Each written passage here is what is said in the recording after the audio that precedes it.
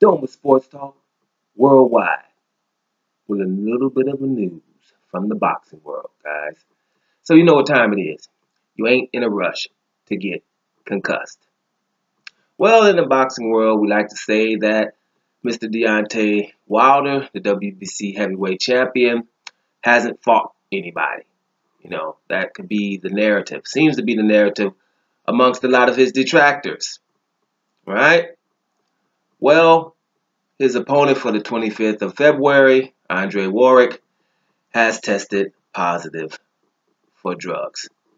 Some kind of antibiotic, steroid, we won't know until they put that out there.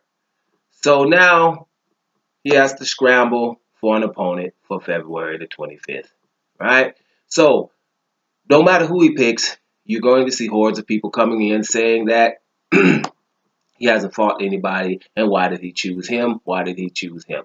So for those heavyweights that are in that top 15 of the WBC rankings, we got to see which one will want to take it with a month notice, right? Which ones are available, and things like that. Who would take it? We don't know who he's going to choose. You're hearing Dominique Brazil because he's on the undercard, so that means he was in training, or Gerald Washington, somebody like that who would step in.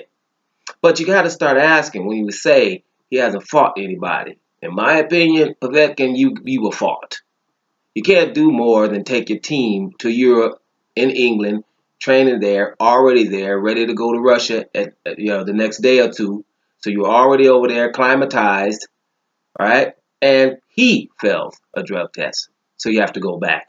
So the intentions were there to fight his mandatory Povetkin. So that is not his fault.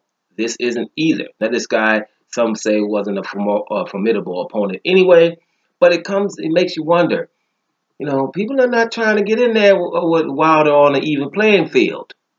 And me being just a sports guy, it's not all boxing here. It's just sports. You take your opinion from other sports, you apply them to boxing. You know, so you come with a healthy portion of common sense just because you deal with a lot of different sports.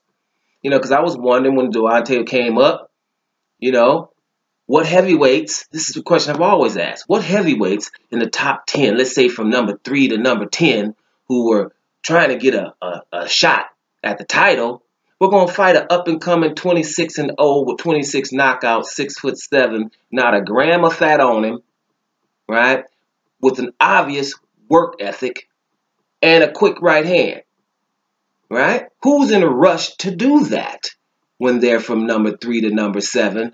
And a lot of people didn't know who the opponent would be. So people were in a rush to fight Deontay on his way up, especially after he got about 22 wins up in that area. But they knew, wait a minute, we know of him, but luckily the people don't. The casual fan doesn't. So I'm not fighting somebody like that. That's a high-risk, low-reward guy. So that's also a reason why some of the fights didn't happen on his way up. Also, those first 20, you have to bring him slow anyway because he was just learning the game. It's obvious, right? So I was just thinking, well, okay, keep saying he's got these flaws and the things he can't do, right? But what he can do is knock people out instinctively. So when you put a little bit of skill set, a little bit of muscle memory to that instinctively obvious work ethic, right? Obvious drive and determination and heart, which we've seen in several fights, you're going to have something there. So that's what I was thinking. That's just my common sense telling me he's going to be formidable going forward. And these people that are not trying to fight him, being on an even playing field, is another indication of they know what time it is, right? So let's see who the man is going to fight. You know, they're going to be fighting in Alabama, the Legacy Arena, I think it's called, and they're going to be on Fox. So they're not going to call this off. You know, his man's got to fight because there's other things to do after that. They are trying to unify the heavyweight division. I've talked about it. I put that up there. You can click it, right? But the heavyweight division is booming. I'm pretty sure he will replace this guy with somebody, but whoever it is, let's not start saying, well, who he should have fought and this and that, because, you know, there's not too many people out there that are available and ready to fight him on a month's notice. So this is going to be very tricky going forward. Another thing to watch too is the WBC, right? Because they got this clean boxing program going on.